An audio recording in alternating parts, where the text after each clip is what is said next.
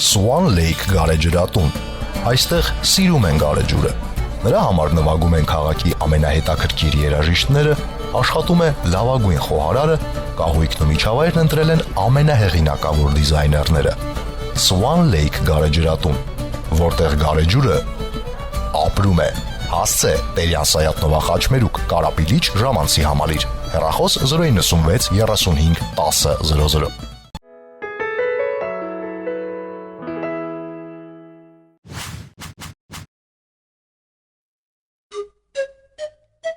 Հարևաններս տարբեր են։ Մեկը գլխից ջուր է լցնում։ Ermənistan və Azərbaycan Dağlıq Qarabağın gələcək statusu haqqında. Մյուսը բարևելիս ժպտում է, բայց երբեք չես իմանա, թե մտքին ինչ կա։ اونها دروغ میگن سران استکبار هم دروغ میگن Երրորդն ընդհանրապես անհասկանալի է։ Կամարջոբադ մատոնևո։ Tavisular. Չորրորդի դուռն էլ միշտ փակ է։ Soykırım diye bir şey yoktur. Հարևաններ, տարածաշրջանային վերլուծական ծրագիր։ Լրատվական ռադիոյի եթերում հարևաններ հաղորդաշարն է, բարի օր, տաղավարում Լիաննա Խաչատրյանն է։ Այսօր մեր հյուրը ռազմավարական եւ ազգային հետազոտությունների հայկական կենտրոնի տնօրեն քաղաքագետ Մանվել Սարգսյանն է։ Բարև ձեզ, պարոն Սարգսյան, շնորհակալություն մեր տաղավար հյուրընկալելու համար։ Պարոն Սարգսյան, կուզենայի սկսեի միջազգային երևի թե գլխավոր թեմայից, դա փարիզյան վերջին ահաբեկչական հարցակումներն են։ Այսօր արդեն տեղեկություն հայտնվեց, որ Ֆրանսիայի նախագահ Ֆրանսուଆ Օլանդը հայտարարել է, որ այս ահաբեկչությունները պետք չէ կապել միգրանտների խնդրի հետ, հա, ծայրահեղ իսլամիզմի խնդիրը պետք չէ կապել միգրանտների խնդրի հետ։ Այդուամենայնիվ մենք գիտենք, որ այն նման ահաբեկչությունները, նման հանցանքը իր հետևից բերում է որոշակի վերաբերմունք, հա, մուսուլմանների նկատմամբ Եվրոպայում։ Այս կապը հնարավոր է ինչ որտեղ իրոք հայտարարությունների հիման վրա հայտարարությունների շնորհիվ կտրել, թե այնուամենայնիվ լինելու է։ Դե արդեն դրսևորումներ եղել են այդ դեպքերից հետո, շատ բնական է դա, որովհետև ծանր, ասենք, վիճակը, որը ստեղծվում է, դա շատ դժվար է ազդել մի կողմից, ասենք, մարդկանց ասել հանգիստ եղեք ինչ, եւ մյուս կողմից էլ օգտագործվում է այդ ամեն ինչը տարբեր ուժերի կողմից եւ Ֆրանսիայում էլ ամեջապես դա սկսվեց աջիշակողման մի ռադիկալ կուսակցության կողմից օգտագործել։ Դա լինելու է, դրա դեմ շատ դժվար է պայքարել հասկանալու համար ոնց կարող են զարգանան այդ հարաբերությունները, ընդհանրապես վերաբերմունքը, ինչ վերաբերմունք կարող է դեպի մուսուլմաններին ստեղծի իսլամական աշխարհի երկրների եւ Եվրոպայում ապրող, ասենք, իսլամը դավանող մարդկանց պետք է քաղաքականություն հասկանալ, որովհետեւ շատ դժվար է ընդհանրապես ասել, որ այս ահաբեկչությունը բուն իսլամական երևույթ է քաղաքական տեսակետից։ Ասում ենք, ասենք, գործող անձինք, գործող խմբեր, բնական է, բոլորը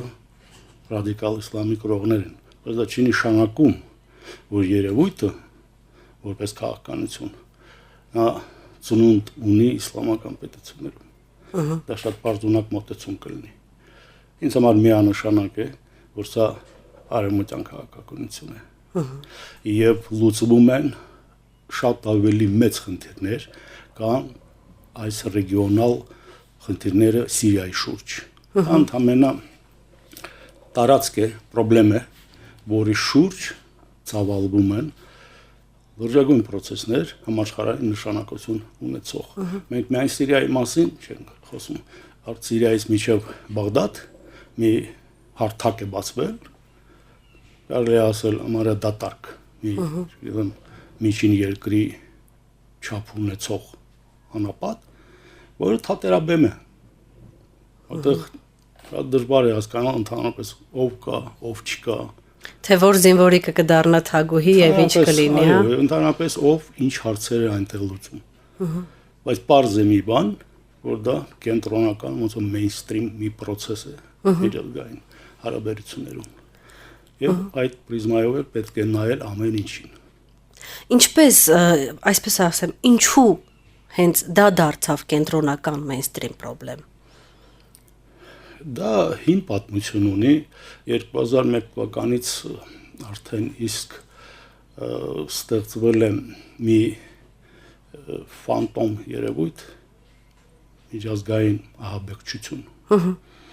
Եվ հայտարարվել է, որ ողջ աշխարհի համար չարիքը դա է։ Ոչ թե կոնկրետ երկիր, ժամանակին աղել ասեք ֆաշիզմ, Արսաստակ ասում են ֆաշիստական Գերմանիան թշնամի է ամբողջ երկրի համար կամ արևմուտքի համար, հետո ինչ-որ Ճապոնիա կամ կոմունիստական, հա, հետո եկան ժամանակներ, բնական է կապված նոր խնդիրների հետ, նոր ձենքերի որակի հետ, որտեղ արդեն փոխվեց լրիվ միջազգային հարաբերությունների բնույթը, արդեն իսկ ինչ որ երևույթներ սկսում որպես թշնամի ներկայացվել, եւ դրա շուրջ արդեն դրսևորվում են process-ներ, երկար ժամանակ է, արդեն 15 անգամ 20 տարի։ Հիմա նույնն է կատարվում ավելի հստակեցված։ Ինչ է նշանակում պայքար ահաբեկչության դեմ։ Շատ բարդ է հասկանալ։ Ընդամենը հետևելով մենք կարող ենք տեսնել ինչ խնդիրներ են լուծվում։ Պարզ է, որ ոչ մի Սիրիայի խնդիր չկա, Սիրիայի խնդիրը դա ստեղծվել է, որ դրա շուրջ ներգրավեն երկրները, Ռուսաստանը ներգրավել,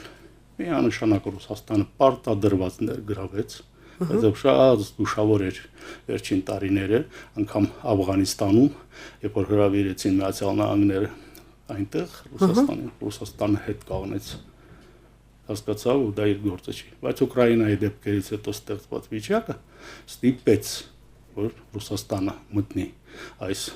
խաղի մեջ ու վերականգնի իր հարաբերությունները Միացյալ Նահանգների եւ ամբողջ արևմուտքի հետ։ Նպատակը ո՞րն է Ռուսաստանին ներգրավելու այստեղ։ Կարելի է ասել, ես ունեմ տեսակետը, բայց դա չի էական, դա երևալու է արդեն process-ների մեջ։ Այս ահաբեկչական ակտերը նույնպես այն մեխանիզմներն են, որոնց միջոցով արդեն իսկ ստեղծում են այն հարաբերությունները, որոնք պետք են։ Դվել այն կարող է Միացյալ Նահանգներն են պետք, Ֆրանսիան ուրիշ քաղաքականություն էր վարում, ուրիշ հարաբերություններ ուներ միջև այս ահաբեկչությունը։ Բայց ահաբեկչությունից հետո, ասակ, եկավ Միացյալ Նահանգների եւ Ռուսաստանի հետ արդեն իսկ խոսում են ինչ-որ կոալիցիա կազմելու։ Մի կոալիցիա, որը արդեն իսկ պիտի այս ամբողջ միջազգային process-ը բրդի առաջ։ Ներողություն, ես ճիշտ եմ հասկանում, որ ձեր ասացից յետևում է, որ այս ամբողջ թե ահաբեկչությունները, թե տերորիստական կազմակերպությունները որոշակի լոգիկայի մեջ են տեղավորվում եւ կարելի է ասել, որ ինչ որտեղ վերահսկվում են, թե չէ, թե պարզապես process-ը գնացել է եւ արևմտյան երկրները պարզապես իրենց շահերից ելնելով արձագանքում են քաոսային երևույթների։ Ոչ մի քաոսային երևույթ չի, կարող դա բարդ հարցեր են։ Հիմա այնպիսի զորքեր կան, այնպիսի զենքեր կան, նույնիսկ վերահսկվում ամեն ինչը, որ ուղղակի կարծել թե ինչ որ Toyota-ներ նստած երիտասարդներ, ինչ որ հնացած ինքնաձիգեր, ձեռների, ինչ որ հարցեր են լուծում այս աշխարհում, այդպիսի բան գոյություն չունի։ Դա գիտեք ոնց է, դա ոնց որ հիվանդ մարմնի մեջ ստեղծված ինչ-որ խոցային ինչ-որ մի երևույթ է։ Այո, այդ տարածքը եւ այդ գործողությունը, ահաբեկչությունը, դա արևմտյան աշխարհի հիվանդության արդյունք է եւ աջակցվում է այդ ամեն ինչին, օգտագործվում է։ Ես չգիտեմ ինչ են ուզում բուժեն, ինչ են ուզում անել, բայց արդեն այսօր մենք կարող ենք մի կոնկրետության մասին խոսել։ Այդ կոնկրետությունը այն է, որ Ռուսաստանի կողմից բարձրացվեց կարևորագույն հարց, որ պիտի բոլոր շահագրգռված երկրները համաձայնության գաք, որ կազմակերպություններ եւ ովքեր են ահաբեկիչներ։ Տեսեք, շատ կոնկրետ խնդիր է դրած։ Եվ Ռուսաստանը բոլորից պահանջում է, որ բոլորը գան ընդհանուրին։ Ինչ որ մի ջրբաժան է ստեղծվել, բարդ բան է, չէ՞ դա։ Եվ առաջի պտուղները մենք արդեն ունենք։ Որն է առաջի պտուղը։ Թուրքիան հայտարարել է բավականին բարձր մակարդակով հանկարծակի, որ նրանք այս իսլամական պետություն են հաշվում եւ կարող է եւ ճանաչեն եւ անգամ ներկայացություն դնեն Անկարայում։ Դու զարմանալի մի բան է, այսպես։ Բայց պարզվեց, որ հենց այդ նույն Ջոյբաժանն է ստիպել դա անել, որովհետեւ Թուրքիան ստիպում է, որ բոլոր քրդական կազմակերպությունները բոլորի կողմից, բոլոր գերտերությունների կողմից ճանաչվեն որպես ահաբեկչական։ Սակայն թե Միացյալ Նահանգները, թե Ռուսաստանը դեմ են դրան։ Եվ արդեն իսկ Թուրքիան բարդ վիճակի մեջ է կանգնել։ Դրա համար հանկարծակի հայտարարեց, որ այսինքն եթե այդպես է, մենք էլ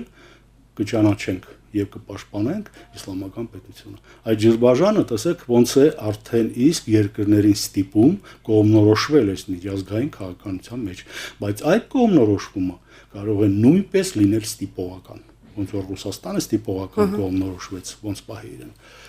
Հիմա մեզ համար շատ էական են օրինակ լրջագույն երկրները Թուրքիան, Սաուդյան Արաբիան, Կատարը, Եգիպտոսը, ոնց են այդ երկրները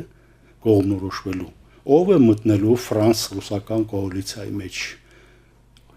Կարծեմ մի երկու օրից Ռուսաստանի նախագահ Տեհրան է դառնում։ Ինչի համար։ Նույն այդ կողմնորոշումը հստակեցնելու Իրանը հիմա պիտի կողմնորոշվի։ Բոլորը հերթով պիտի կողմնորոշվեն, որովհետև այդ խնդրից է կախված արդեն ոնց է վարվելու քաղաքականությունը, կերպարը այդ կոալիցիային եւ ով ում դեմ է։ Որովհետեւ Ռուսաստանը արդեն հայտարարել է, նրանք ճանաչել են, որ ինքնաթիռը Սինայում պատասխանել է, ահաբեկիչներ են արել եւ հայտարարել է, որ ցանկացած երկիր, ովքեր պաշտպանի ահաբեկիչներին, դիտվելու է որպես թշնամի։ Դա լրջագույն հայտարարություն է։ Եվ հիմա մենք տեսնելու ենք ովքեր են թշնամիներ եւ ովքեր են կոալիցիա։ Այսինքն ուժերի էլի վերադասավորում որոշակի հստակեցում է, հա։ Խնդիրն է, որից արդեն կախված է լինելու այդ միջազգային process-ը, ու մենք արդեն իսկ կարող ենք մոտավորապես հասկանանք ինչն է վերաձևում, ինչն է չեզոքացվում։ Եվ վերջո գիտեք, սա process է երկարատև եւ շատերը շատ ճիշտ խոսում են, որ հիմնականում այս process-ի էությունը հին համաշխարհային կարգը վերացնելն է, նոր ստեղծելը։ Բայց ինչ է նշանակում հին համաշխարհային կարգը։ Այդ սառը պատերազմի ժամանակվա ստեղծած ինստիտուտները, պետությունների ռազմաքաղաքական դերերը եղել են այն էլեմենտները, որոնք սկզբունքների հետ միասին պահպանում են ինչ որ, ասեք, կեսդար ինչ որ խաղաղություն։ Սա ամեն ինչ է արդեն էֆեկտիվությունը կորցրել է։ Երբ որ կորցրել է շատ ինստիտուտներ, շատ դերեր, ռելիկտային են դարել։ Հին են, պետք չեն նոր վիճակում եւ արդեն նոր process-ների, ոնց որ ասում ակերի տակ են մնում։ Մենք տեսնում ենք ինչ վիճակում է ամենալուրջ միջազգային ինստիտուտը ԵԱԿ-ն պարալիզացված, մեռած։ Չի աշխատում։ Ինչու՞։ Որովհետև չի կարող աշխատել նոր պայմաններում։ Իզուր չի, որ Թուրքիան է բարդ վիճակում, իզուր չի, որ Սաուդյան Արաբիան է, որովհետև դրանք այդ երկրները կայացել են Սաղը պատերազմի ձևավորվել են, իրանց դերն են վեցել, շատ հզորացել են այն տրամաբանության մեջ։ Հիմա նոր տրամաբանության մեջ ամենամեծ ծանրությունը հենց դրանց վրա է ընկել։ Նրանք պիտի կողմնորոշվեն, նոր դեր գտնեն։ Նրանք իրենց դերը ոչ մեկին պետք չի եւ վտանգավոր է։ Նույնն էլ ասենք ուրիշ հիմա Իսրայելը կտեսնեք ինչ է կատարվելու Իրանի հետ։ Իրանը շատ վատ դերում էր այն հին կարգում խեղդված։ Իրանին հիմա մեծ կարտ բլանշներ են տալիս։ Ինչու համար, որովհետև ըստ երևույթին, ոչ թե ըստ երևույթին, բացահայտ առաջարկում են վերցնի իր վրա լրջագույն դեր այս միջազգային process-ների մեջ, որից Իրանը վախենում է, պարզ երևում է։ Շատ հոդվածներ կա, շատ հայտարարություններ կա, որովհետև դա նորություն է։ Այն երկրները, որոնք որ տասամյակներ սատանայի կարգավիճակ ունեին այդ երկրի քաղաքականության մեջ, նրանց առաջարկում են համագործակցություն։ Նրանք չգիտեն ո՞նց կարող են համագործակցել այդ երկրի Միացյալ Նահանգների հետ։ Փորձ չունեն։ Եվ ինչ կա այդ համագործակցության ետևում, հա, ետևում ոչ ոք չգիտի, հիմա Ռուսաստանը մտել են դեռ միանգամից թեթևացրել են Ռուսաստանի գործերը, Ուկրաինայում խախանդվել է։ Անմիջապես սեպտեմբերի 30-ին հենց Ռուսաստանը որոշում ընդունեց մտնի Սիրիա։ Անմիջապես հավաքվեցին, մի օրվա մեջ որոշվեց, որ Ուկրաինայում արդեն սառեցված է։ Այ հենց այդ դրամասն է ուզում խոսել, Ռուսաստանը դուք ասում եք, որ ոչ իր կամքով, հա, այսպես ասած, ստիպված է մտել process-ի մեջ։ Այդ դեպքում ո՞րն է Ռուսաստանի շահը, ինչն է ստիպել, չէ՞։ Ինչ որ բան կար, որ հետևելով դրան Ռուսաստանը ի վերջո որոշել է մտնել process-ը։ Ձեզ կարող է դնել նես մի վիճակում, եւ Ռուսաստանը դրել է։ Եվ ո՞րն էր այդ վիճակը, այս դեպքում։ Վիճակը նա է, որ միջազգային իզոլյացիայի մեջ են գցել այդ երկիրը, եւ երկիրը արդեն սկսել է տեսնել, որ նա փլուզվում է։ Արդեն բերում փլուզման եզրին են դնում, հետո առաջարկում են գնաս կոպիտ ասած կեղտոտ աշխատանք տանես համաշխարհային հանրության համար։ Անպայման չի, որ դուք դեղ հստակ շահ ունեք։ Դուք ուղղակի կարող ճար չունեք։ Դուք ստիպված եք դա անել։ Իրանում նույնպես Իրանն էլ հասցված էր նես մի վիճակի, որ այդքան էլ չեն հարցնում։ Պրոբլեմ են ստեղծում։ Իրանի համար ստեղծել են պրոբլեմ, ստեղծում է պրոբլեմը, որ առաջարկում է գնաց լուծես։ Ու չես լուծում, պրոբլեմը խորացնում են, ավելի են խորացնում։ Դա շատ հեշտ է հիմա արվում եւ բացահայտ է դա արվում։ Մյուս կողմից չի կարելի ասել, որ երկրները չեն կարող, ասենք, շահեր ունենալ այդտեղ։ Ինչ վատ բան է, երբ որ Ռուսաստանին ու Իրանին Միացյալ Նահանգներն են առաջարկում ակտիվ, շատ ակտիվ դերեր ունենալ միջազգային հարաբերություններում եւ աջակցություն են ցուցաբերում։ Բացում են ճանապարհները դες համար։ Գնացեք դուք տեր կաղնեք, դուք կարգավորեք։ Առնվազն չեն խանգարի, հա։ Չէ, ոչ թե չեն խանգարի, ակտիվորեն օգնում են, ինչ նշանակում։ Ամեն ինչով եւ դրա մասին խոսվել է տարիներ առաջ։ Ասվել է, դա շատ պարզ է, չի թաքցվում։ Ասում են, որ բարդ քննիրներ կա աշխարհում, աշխարհը փոխվում է, այսպես, առաջարկվում է ձեզ այս վիճակից լինելով պրոբլեմ աշխարհի համար, շալակ, վեր կացեք, լուծեք աշխարհի պրոբլեմները։ Դուք կունենաք ամեն ինչ, կունենաք զենք, կունենաք փող։ Հենց նոր բանում վերջին հանդիպմանը գագաթնաժողովում ՄԱԿ-ում նորից Միացյալ Նահանգների նախագահը ոմանք կրկնեց այդ բանը, բոլոր նրանք, ովքեր որ միասնական պայքարելու են ահաբեկչության դեմ, կստանան ամեն մի աջակցություն,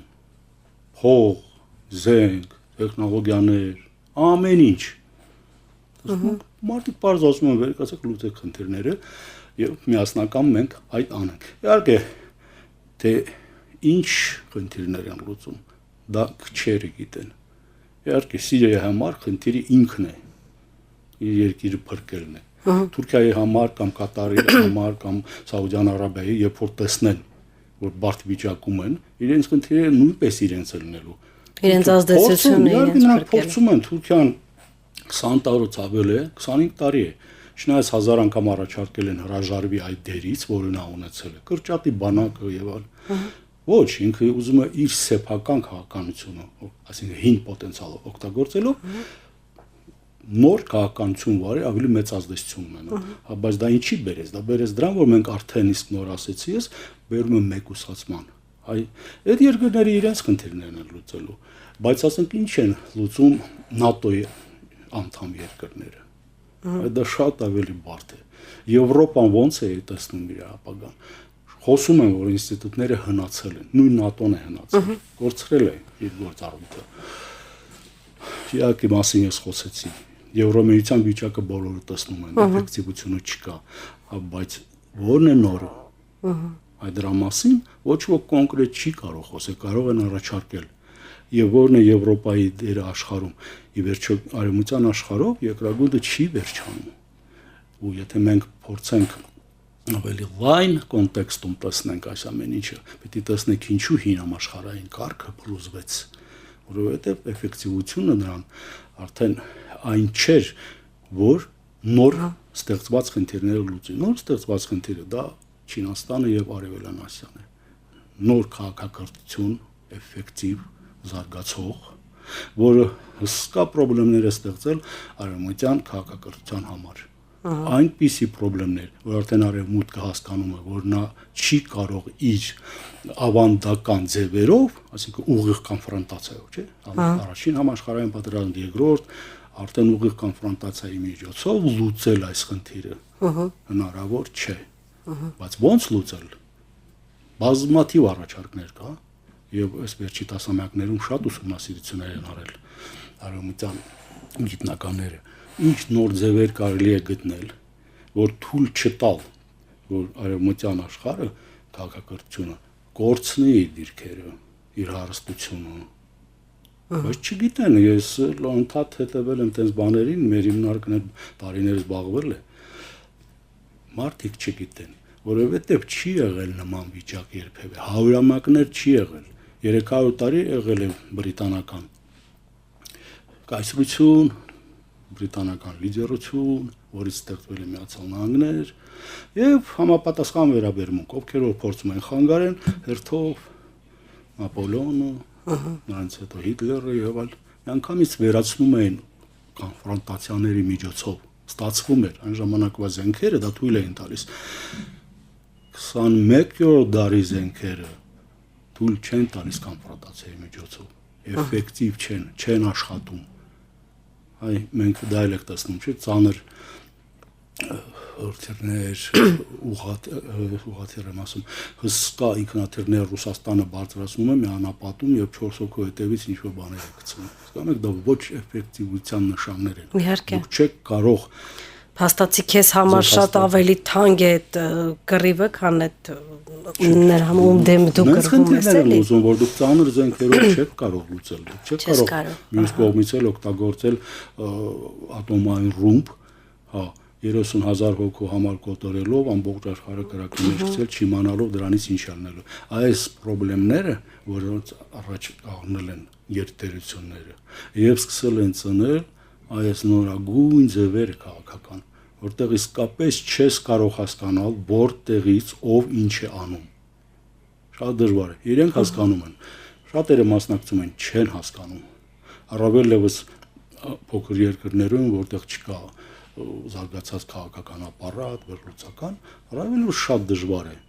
հասկանալ ինչ է վերջո կատարվում։ Դա երևում է մեկնաբանություններից, մարդկանց պատկերացումներից, չկա, պոտենցիալ չկա հասկանալու համար։ Եվ դրա համար դառնում են փաստորեն գերի այս process-ների, որը շատ վտանգավոր է։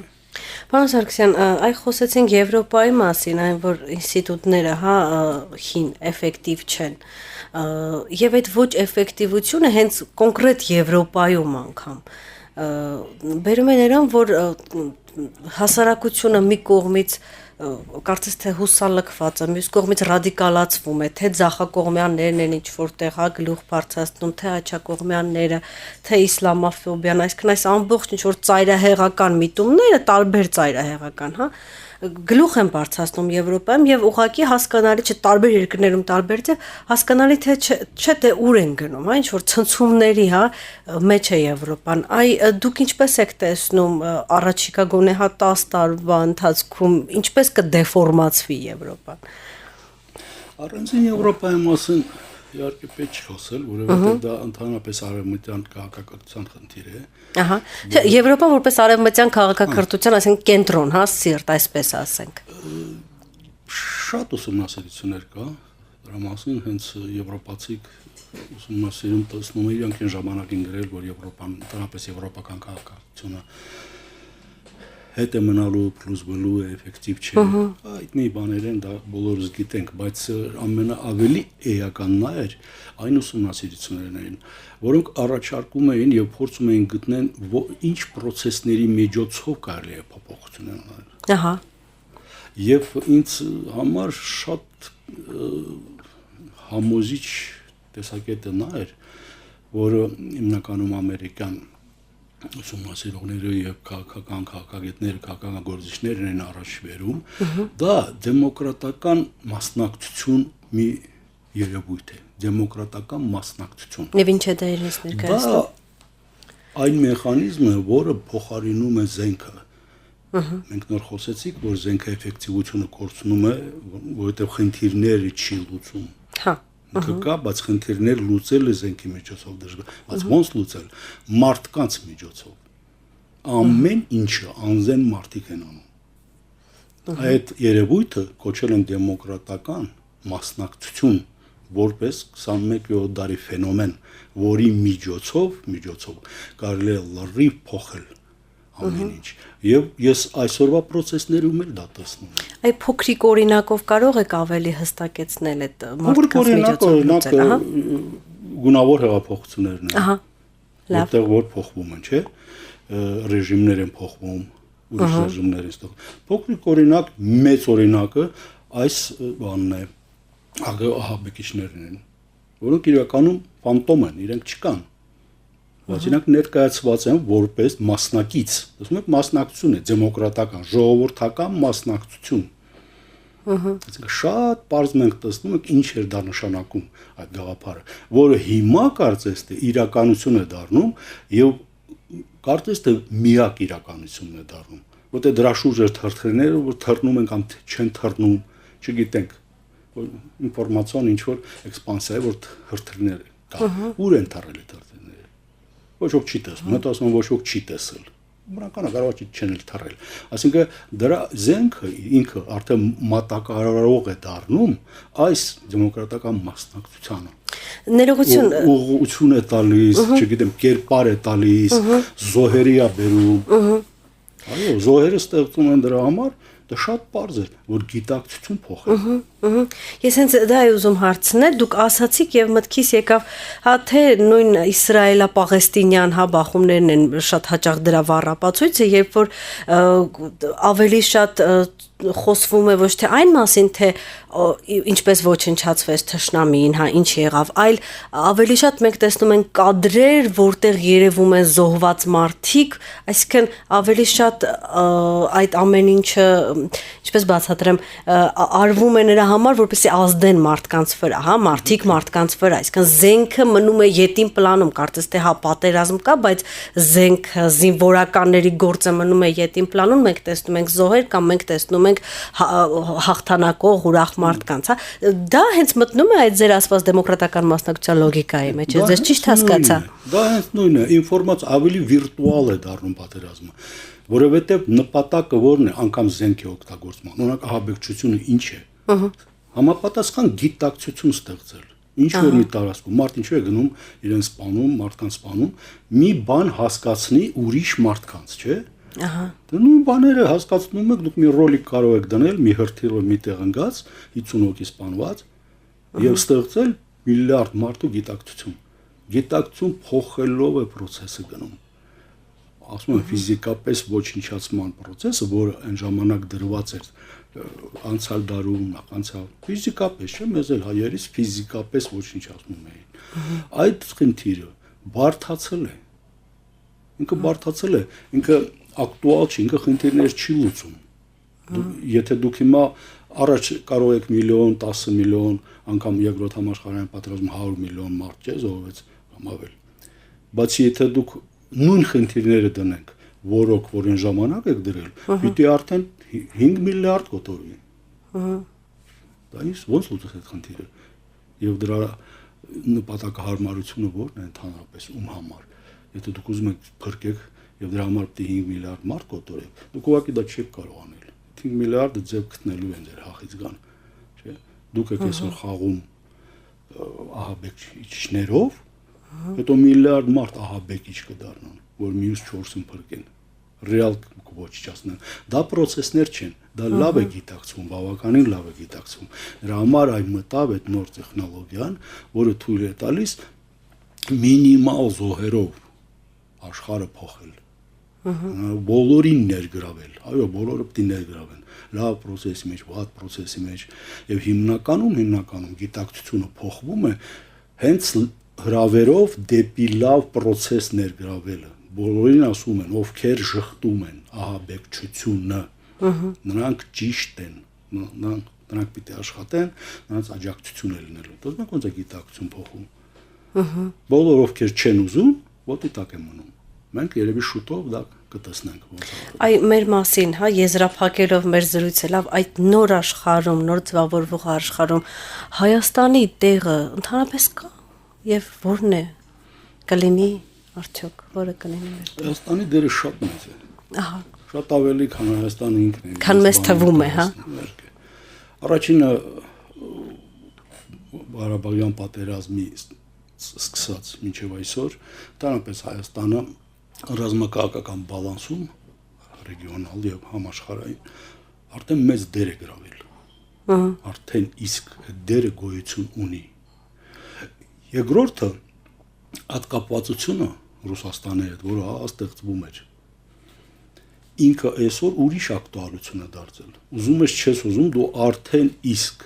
հիմնական դերակատարի քաղաքականության մեջ ես։ Արդեն հետ չես գա, իզուր չէ որ խոսում են Ղարաբաղում այդ օդանավակայանը կօգտագործվի, թե չի օգտագործվի, հակատարիստական։ Հենց նույն զրույցներ չեն։ Կամ Հայաստանի տարածքը ինչ է, ինչու հանկարծակի որոշվեց հակաօդային պաշտպանություն միասնական ստեղծել Ռուսաստանի եւ Հայաստանի միջեւ։ Դա նույն ներգրավումն է, այսինքն Հայաստանի օդը արդեն դառնում է Ռուսաստանի համար տարածք, որտեղ նա իրավունք է ստանում գործել։ Ամեն օր մենք տեսնում ենք ոնց է ներգրավում։ Հիմա այս ներգրավվածությունը ինքն էլ նույնն է, ոնց որ ես խոսել եմ Թուրքիայի համար, ուրիշ երկրների համար, ինքը պահանջում է ճիշտ դիրքորոշում։ Ինչ դիրքորոշում եք վերցնում այս process-ների մեջ։ Շատերը ասում են եկեք ամեն ինչից մնանք չեզոք։ Եվ կարողանաս կմնաս չեզոք։ Ռուսաստանն էլ էր ուզում չեզոք մնալ։ Միրանը կփորձի չեզոք մնալ, չէ՞։ Շատ բարդ հարց է, չեզոքը ո՞րն է։ Չեզոքը դիրք է դա, ընդհանրապես։ Կարող եք չեզոք մնաք, մեռնեք։ Կարող եք ներգրավեք, մեռնեք, սխալ ներգրավեք։ Կարող եք ճիշտ ներգրավեք, հաղթեք։ Սա իսկապես այստեղ ոչ մի բան չկա, սա չեզոք չի նշանակում անվտանգ։ հա, ես դրա համար եմ ասում։ Չեզոքության համար կարող ես վերանաս։ Պրոցեսի էությունը հասկանալով պիտի ես կարող եմ ուղղակի իմ փորձից, Ղարաբաղյան շարժման փորձից իմ առաջարկը անել, պետք է վերելք ապրող process-ների մեջ դիրքավորվես, ոչ թե մեռնող, վերանող խոսել ենք, չէ, երկրներ կա, որոնք որ լիկվիդացվում են որպես գործոն։ Եթե մտնես տեղ, հետները գնալու ես։ Պերեստրոյկայի ժամանակ սովետական Ղարաբաղյան շարժումը ինչու կարողացավ հաղթի, որովհետև պերեստրոյկայի դրոշի տակ մտավ։ Վերելք ապրող process-ի տակ Ադրբեջանը մտավ ինձ սովետական միություն KGB-ական պահպանելու ուղղությունը եւ սովետի հետ միասին ինքն է փլուզվեց։ Հիմա հասկանալու համար որն է վերելք ապրող process, պետք է ամեն երկիր մտածի։ Հիմա ամենաբարդը դա է, հասկանանք թե որ process-ներն են վերելք ապրում։ Ռուսաստանը իր հետ տանի ոչ թե վերելք ապրող process,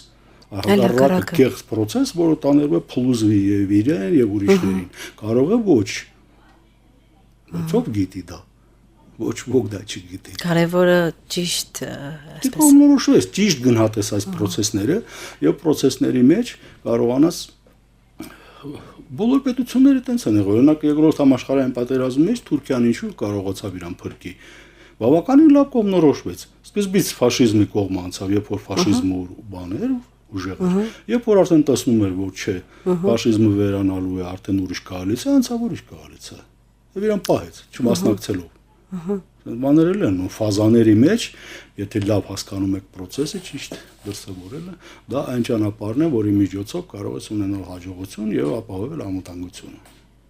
Շատ շնորհակալություն, պարոն Սարգսյան, շատ հետաքրքիր զրույցի համար, շնորհակալ եմ։ Ձեզ էլ շնորհակալություն հրավերի համար։